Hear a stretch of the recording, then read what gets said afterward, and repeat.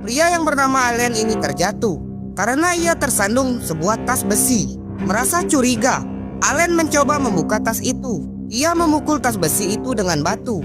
Allen berharap bisa menemukan benda berharga. Dengan satu pukulan, tas itu langsung bisa ia buka. Namun sayang, tak ada benda berharga dalam tas tersebut. Hingga akhirnya Allen menemukan sebuah topeng kayu.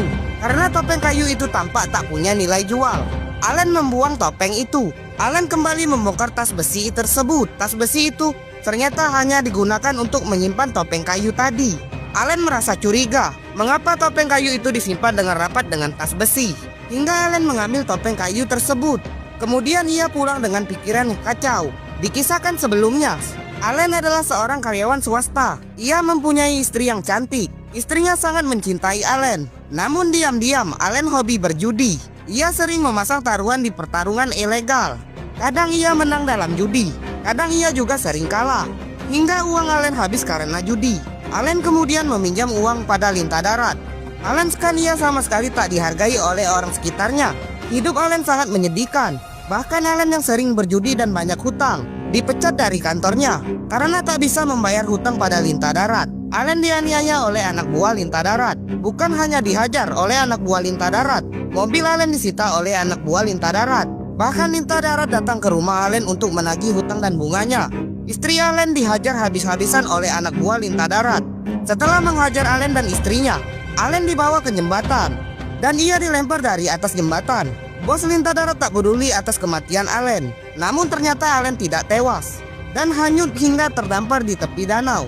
Dalam keadaan lemas, Allen berjalan pulang hingga ia menemukan tas yang berisi topeng. Setelah sampai rumah, Allen melempar topeng yang ia temukan tadi.